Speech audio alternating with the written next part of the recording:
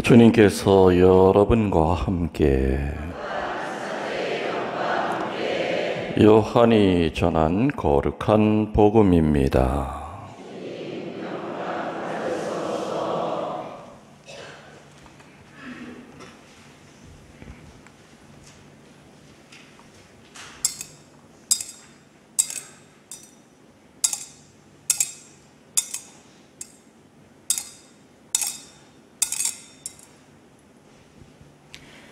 16장 12절에서 15절까지의 말씀입니다. 내가 너희에게 할 말이 아직도 많지만 너희가 지금은 그것을 감당하지 못한다.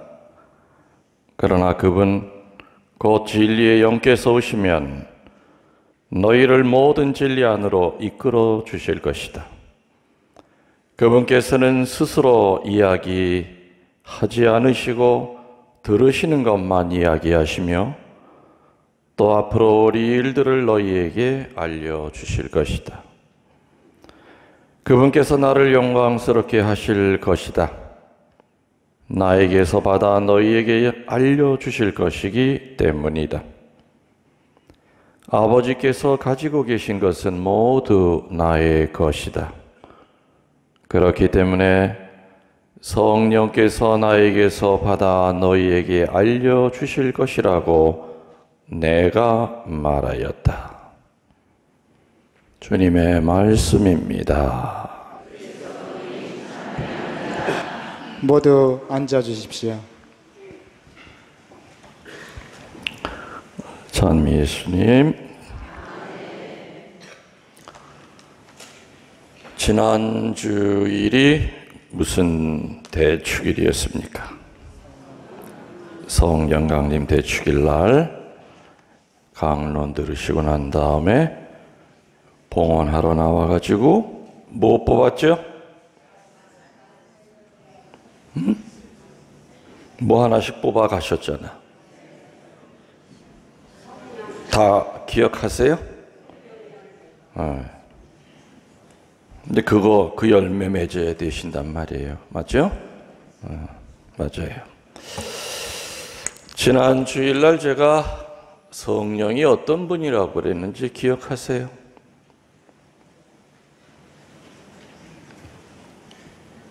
상들 있게 아라마 얘기하시면 뭐라고요?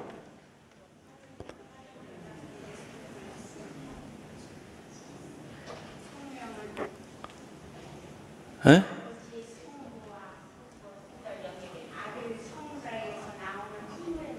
아, 잘 읽으시네, 쓴 거.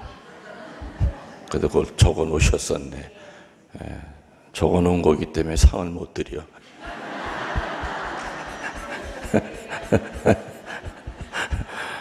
머릿속에 콕 박혀 있어야죠. 성부를 아버지라고 그랬죠? 성자를 아들이라고 그랬어요. 여기까지는 신자들이 대부분 머리에 뭐가 와 닿는데 성령이 누구냐 그러면 딱 맥혔다 이거예요. 그래서 내가 뭐라고 그랬죠? 성령은 아버지와 아들에게서 뿜어져 나오는 기운이라고 그랬어요. 다른 말로 하면은 아까 저쪽에서 조금 비슷하게 얘기했는데 하느님을 하느님답게 하는 힘, 사제를 사제답게 하는 힘, 수녀들을 수녀답게 하는 힘. 사제에게서 성령이 빠져버리면은 그는 직업인이에요. 그냥 직업인이에요. 수녀들에게서 성령의 역사를 못 보면은 그냥 수도복만 입고 있는 그냥 여자예요. 우리 신자들에게서 성령의 그 역사를 각자가 서로에게서 찾질 못한다면은 예수님이 여러분 때 세례 때 주신 그리스도의 사제직, 예언직, 왕직의 삶과는 전혀 거리가 먼 거죠. 그리스도의 사제직을 산다고 하는 뜻은 뭡니까?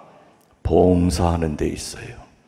근데 성령이 함께 하지 않으면은 봉사하는 척만 하지, 또 봉사 같지도 않은 거 하면서 꼭 생색만 내려고 하지, 꼭 봉사하고 난 다음에 안 알아주면 서운해하지. 그러나 성령이 함께하는 사람의 봉사는 늘 하고도 부족하다고 생각해요.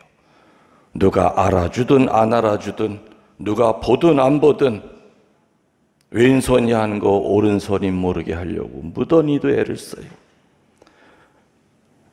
그리스도 왕직의 삶을 산다고 하는 건 성령이 함께 할 때는 자유인이 되는 거죠.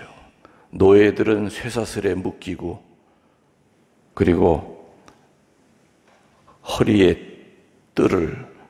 묶을, 바지가 흘러내리지 않게끔 묶을 띠를 다 뺏어요. 밤에 잠잘 때는 도망 못 가게. 이거 잡고선 도망 못 가잖아. 신발도 다 뺏어요. 그러나 왕은 자유예요.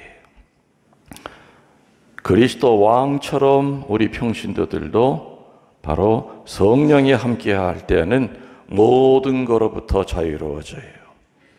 돈의 노예가 되고, 교만의 노예가 되고, 분노의 노예가 되고, 아집과 고집의 노예가 되는 것이 아니라 자유스러워져요. 지난 월요일부터 금요일까지 청주교구 사제단 피정이 있었죠. 그래서 우리 교구에서는 2주간에는 평일 미사가 한 대도 없었어요. 나이 든 신부들은 꽃동네 연수원에서 하고, 젊은 신부들은 대전 신학교 하상바오로 교육관에서 이렇게, 이제 신부들이 숫자가 많으니까 한꺼번에 피정을 못해요. 우리 나이 든 신부들한테 강사는 누가 오셨느냐? 안동 교구장님으로 계시다가 오래전에 은퇴하신 두봉 주교님이 오셨어요. 근데 그분 연세가 올해 90이에요. 90살 된 분이 신부들 피정 지도를 했어요. 나는 그 양반을 딱 3번 봤어요.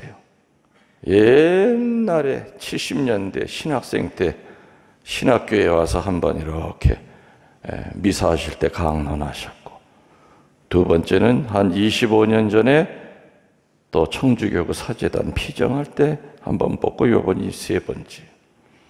아마 신학생 때는 그분이 40대 초반이었을 거라고 생각이 들어요. 25년 전에는 60 후반이나 그 정도 됐을 거고, 요번에 만났을 땐 90이 되신 거예요.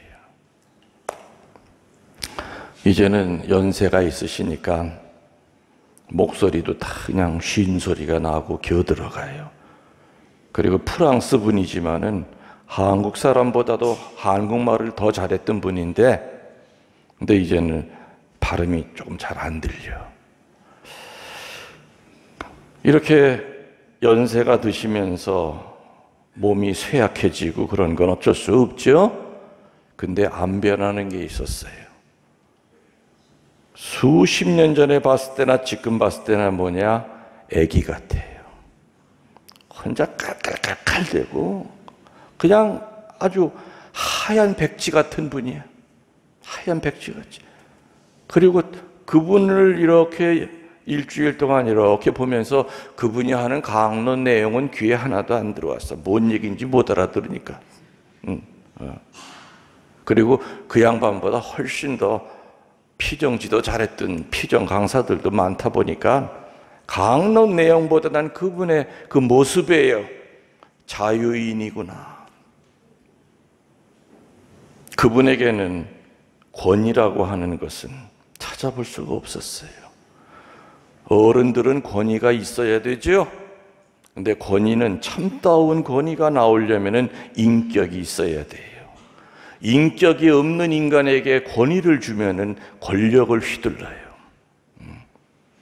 인성이 이쁘지 않고 인격이 갖춰지지 않은 사람이 그 권위의 자리를 오르면은 참다운 권위인 그 봉사, 자유를 보여주는 것이 아니라 그걸 가지고 군림을 해요. 권력을 휘두르단 말이에요. 그 두봉 주교님은 은퇴하신 후에 공소, 저 행주대교 김포 가는데 거기 있는 조그만 시골 공소 하나에서 거기서 매일 미사 드리면서 신자들 집 방문하고, 그리고 길 가다가 노인네들이 있으면 막걸리 사서 같이 먹고, 그러니까 본인이 주교라고 하는 그 감옥에 갇혀 살질 않아요. 사제도 열려있지가 않으면 한평생 사제라고 하는 감옥에 갇혀 살 수가 있는 거죠. 수도자도 마찬가지. 조직 안에서 살기 때문에 조직의 룰은 지켜야 되지만은, 그러나 열려 있어야 돼요. 그리스도의 왕직에 머문다고 하는 것은 성령이 함께하지 않으면은 죽을 때까지 자기가 만든 감옥에서 헤어나오질 못합니다. 전 요번에 피정하면서 같이 피정했던 신부님들 저녁마다 영성 담화를 하는데 그런 얘기를 했죠. 이번에 그분이 하신 강론, 피정의 내용은 난 그렇게 중요한 거라고 생각하지 않는다. 다만 그분은 그 오래전이나 지금이나 어떻게 저렇게 똑같이 애기 같은 마음을 가지고 살까? 어떻게 저렇게 순수하게 사실까? 어떻게 저렇게 열려 있을까? 정말 아버지 같은 부성을 가지고 사시는구나. 저런 모습이야말로 참으로 성령이 함께 하시는 분의 모습이 아닌가. 그리스도 예언직에 머무는 삶을 살기 위해서는 성령이 함께 하셔야 되죠. 성령이 함께 하시면은 복음 선포를 외쳐요. 그러나 성령이 함께 하지 않으면 세례받고 60년, 70년 죽을 때까지 누구에게도 예수님 못 알립니다. 알리고 싶지도 않고 자신도 없고 내 주제에 무슨 또 남을 성당으로 끌어. 본인 자신이 그리스도의 왕직, 사제직, 예언직이라고 하는 이 세상 어느도 그러한 고귀한 직책에 오를 수 없었음에도 본인은 분명히 세례받을 때 그 직책을 받았는데도 불구하고 성령이 함께하지 않으면 알지도 못할 뿐더러 성장이 될 수가 없다는 얘기죠. 그래서 지난 주일 저는 성령은 성부와 성자에서 뿜어나오는 기운이라고 그랬습니다. 그 기운은 각자가 자기의 꼴을 찾게 하는 것이다. 사제가 사제답게 하는 힘, 주교가 주교답게 하는 힘, 평신도들이 평신도답게 하는 힘. 지난주에 그런 얘기를 했는데 기억이 나셨나 모르겠습니다. 자, 성부, 성자, 성령께서는 우리들이 그런 식으로밖에 표현할 수가 없습니다. 한 분이신 하느님 안에 위격이 세 개가 있다고 하는 이 진리는 인간의 지혜로는 완전히 알아들 수가 없는 신분이다. 작은 그릇에 아무리 물을 갖다 부어봐야 그 작은 그릇의 크기만큼 물이 채이지 그 이상은 다 흘러 넘칠 수밖에 없습니다. 무한한 하느님을 이 유한한 머릿속에서 깨달으려고 하는 것 자체가 논리적인 모순입니다. 그래서 삼위일체 교리는 따지고 드는 교리가 아니라 믿을 교리입니다. 여러분들 아버지, 엄마, 내 친엄마 아닐 수 있다라는 생각 해본 적 없지요? 한 번도 의심해 본 적 없지요? 그거는 따지는 게 아니에요. 이분이 내 엄마, 아버지다 하는 건 믿어요. 믿는 것처럼 한 분이신 하느님이 성부, 성자, 성령으로 같이 계시다고 하는 거. 구약 성서는 삼위일체에 대한 언급이 단 한 군데도 없습니다. 왜냐? 구약시대 사람들 수준은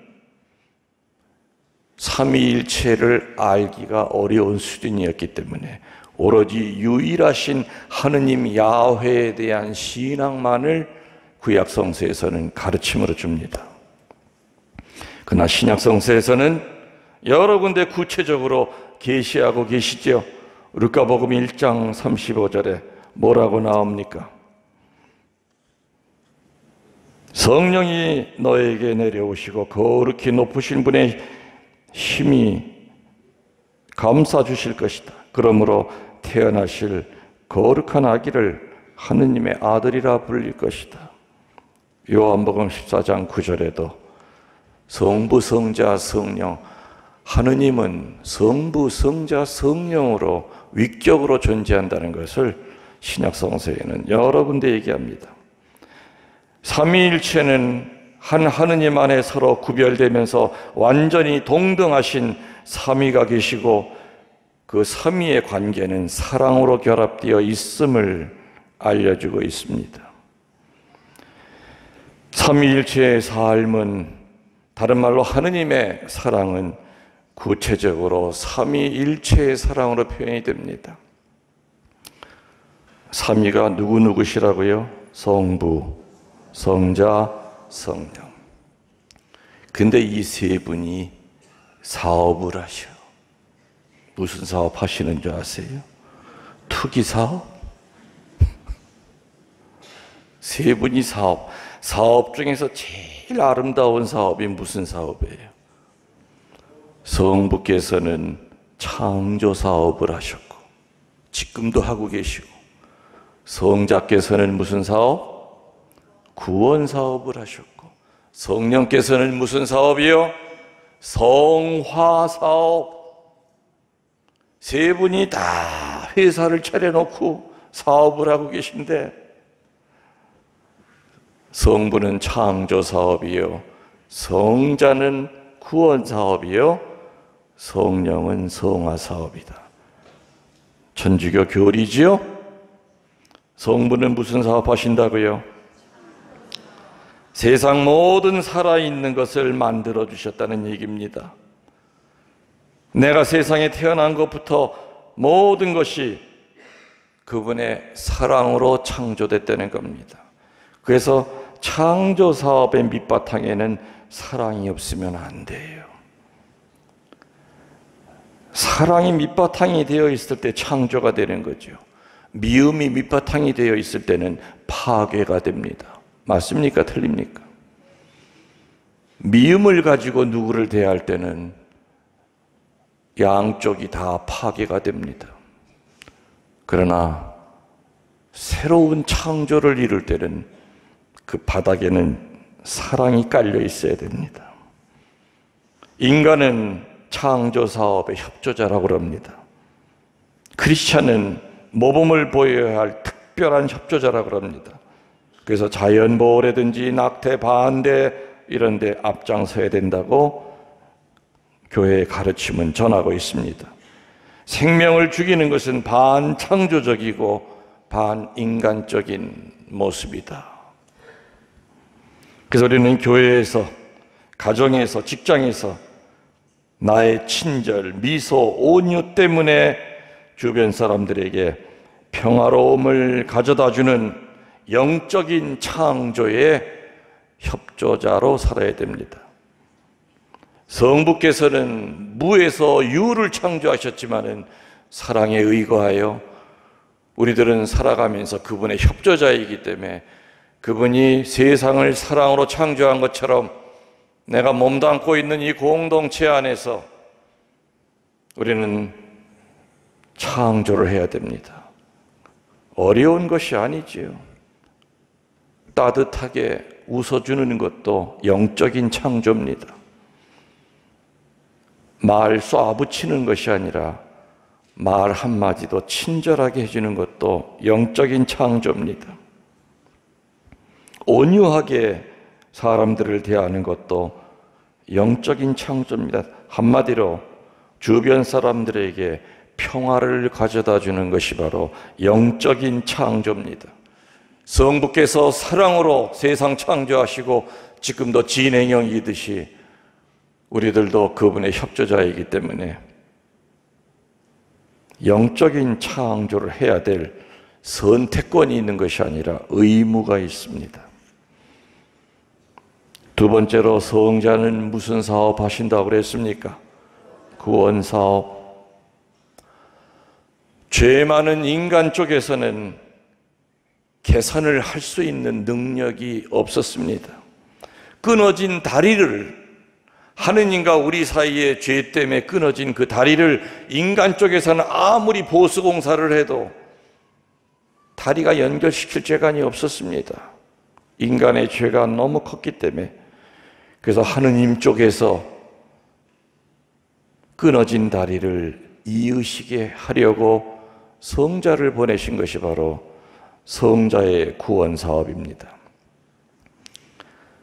성자께서 이렇게 낮은 모습으로 인간으로 온갖 수모와 고통을 받고 돌아가실 수 있는 그 힘은 무엇일까요? 아까 성자의 창조 사업의 힘은 뭐라고 그랬죠? 사랑이라고 그랬어요. 성자가 우리를 구원하시면서 그 수많은 고통 속에서도 우리를 끝까지 버리지 않고 죽어서라도 그 다리를 이어주셨던 그 힘은 순명입니다. 뭐라고요? 그렇죠. 예수님이 능력이 없어서 그렇게 매맞으신 분 아닙니다. 능력이 없어서 뺨 따고 때릴 때 가만히 있었던 분 아니죠. 그분이 능력이 없기 때문에 돌멩이를 맞아도 같이 돌멩이 못 던진 분이 아닙니다. 말만 하면 천사 군대를 끌어낼 수 있었던 분이었습니다. 그분이 그럴 수 있었던 것은 그 밑바탕에는 순명이라고 하는 것이 있었기 때문에 가능한 겁니다. 온갖 수모와 고통과 멸시를 당해도 예수님은 성부께 죽기까지 순명하려고 하셨기 때문에 구원 사업이 이루어졌던 거죠. 따지고 보면 순명만큼 인간이 넘기 힘든 벽은 없습니다. 왜? 반이성적이고 반합리적인 것을 요구하는 것이 순명입니다. 큰 벽이죠, 인간에게는. 사제는 사제 서품 때 세 가지의 서약 중에서 제일 힘든 게 뭐냐? 순명서약입니다. 여러분 본당 신부 김웅열 신부도 36년 동안 사제 생활하면서 그 어려운 고비고비마다 36년 동안 아이 사제직 때려쳐, 아유 짜증나, 나보다 잘난 것도 없는데 하면서 그냥 한바탕 하고서 나가버려, 이럴 때가 왜 없었겠습니까? 그럴 때마다 순명의 열쇠를 가지고 그 순간을 해결하는 방법밖에 없습니다. 그랬더니 결과는 늘 기적이 일어났습니다. 그래서 순명하는 자는 하느님께서 치유를 주시고 기적을 내리시고 구마를 시키신다. 순명만큼 인간의 이성과 부딪히는 것은 없지만 또한 순명만큼 아름답고 다른 사람에게 감동을 주는 덕도 없을 겁니다. 그래서 가톨릭의 가장 큰 무기는 뭐라고요? 순명입니다. 교회의 모든 구성원들은 교회를 통하여 하느님께 순명하는 법을 배워야 됩니다. 그리고 삶으로 드러내야 됩니다. 순명하지 않는 자는 아무리 똑똑하고 잘나고 아무리 많은 은사를 받았다 하더라도 교회를 떠나서 교주가 될 수밖에 없습니다. 사교가 될 수밖에 없습니다. 설령 떠나지 않는다 하더라도 그런 사람들은 교회 안에서 분란을 일으킵니다. 순명하는 척하는 것과 정말 죽기까지 순명하는 것과는 다릅니다. 순명 서약할 때 내하는 것과 정말 순명해야 될 그 위기의 순간에 다른 거 다 내려놓고 오로지 하느님만을 바라보면서 순명의 삶을 걷는 것과는 다른 겁니다. 여러분들도 성부께서 성자께서 성부께 순명하셨듯이 교회에 순명하십시오. 아내는 남편에게 순명하시고 남편도 지혜로운 아내의 충고에 순명하시기 바랍니다. 시부모에게 순명하십시오. 여러분의 양심의 소리에 순명하십시오. 여러분의 본당 신부가 빗나가지만 않는 그런 사제라 그런다면은 그 사제가 하는 말에 여러분들은 순명하시면 목자는 그 양들을 목처지로 분명히 끌고 갈 겁니다. 젖과 꿀이 흐르는 땅으로 분명히 안내할 겁니다. 마귀 새끼는 어떻게 쓰든지 목자와 양 사이를 이간질시킵니다. 어리석은 인간들은 쉽게 거기에 넘어가 버립니다. 성자의 구원 사업은 순명이라고 하는 이 바위 위에 세워졌다고 하는 거 명심하시기 바랍니다. 마지막으로 성령께서는 무슨 사업을 하셨다고 그랬습니까? 성화 사업. 우리를 거룩하게 하시는 사업이라고 그랬습니다. 지난 주일날 저는 두 분에게서 뿜어나오는 힘, 사제를 사제답게 하는 힘, 자기 꼴값을 찾게 하는 힘이라고 그랬습니다. 그게 바로 성화 사업입니다. 성령은 여러 가지 방법으로 인간을 성화시키는데 한 가지 공통점은 뭐냐? 늘 꽃밭 속에서 우리를 성화시키지 않는다는 겁니다. 늘 가시밭 속에서, 절벽 끝에서, 벼랑 끝에서, 한마디로 사건을 통해서 우리를 성화시킵니다. 그리고 그 사건은 대부분 고통이 따르는 사건들입니다. 이스라엘이 40년간의 광야에서의 고통을 통하여 성화됐듯이 다윗 성왕이 범죄한 후에 회개하고 성왕이 됐듯이 베드로가 3번의 배반 후에 성화가 됐듯이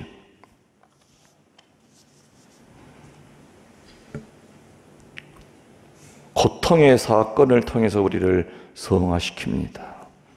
그래서 우리는 이 3.1제 대축일날 딱 3가지의 단어만 기억하고 갑시다. 성부께서 창조 사업을 하신 그 힘은 사랑이다. 사랑. 우리들도 주변의 영적 창조 사업의 협조자가 되기 위해서는 말 한마디, 그리고 온유한 얼굴 표정 하나하나가, 그리고 또 여러분들 집에서는 가능한 한 세제 적게 쓰려고 애써야 되고, 자연 오염시키지 않으려고 애써야 되고, 그런 것들이 바로 예수님 성부의 창조 사업에 협조하는 것이다. 그래서 우리는 사랑을 가져야만 창조 사업할 수 있다. 성자의 구원 사업의 밑바탕이 된 게 뭐라고 그랬죠? 순명. 순명은 여러분의 입맛에 맞는 거 골라 하는 게 순명이 아닙니다. 이성적으로 이해가 안 가도, 얼핏 들으면 말도 안 되는 거라 하더라도 일단 네 하십시오. 그러면 결과만큼은 내가 상상했던 것과 전혀 다른 방향으로 하느님께서 완성시켜 주실 거라는 겁니다. 그래서 순명하는 자는 기적이 뭔지를 체험하게 됩니다. 순명하는 자는 치유가 뭔지를 알게 될 겁니다. 그리고 자유로워집니다. 마지막으로 성령께서 우리를 성화 사업하시는데 그 성화하는 장소는 꽃밭이 아니라 대부분은 고통스러운 사건 속, 맞닥뜨리기 싫은 그러한 환경 속에서 늘 하느님은 우리에게 말을 건네신다는 겁니다. 모세가 하느님의 목소리를 들은 장소는 꽃밭 속이 아니라 가시덤불 속이었습니다. 수많은 성인 성녀들은 순탄할 때 하느님을 체험한 것이 아니라 늘 역경 중에, 고통 중에 성화됐다고 하는 거 우리들이 굳게 믿고, 우리도 끊임없이 창조사업, 구원사업, 성화사업에 게을리하지 말고 정진하도록 합시다. 아멘. 모두 일어나 주십시오. 전능하신 천주 성부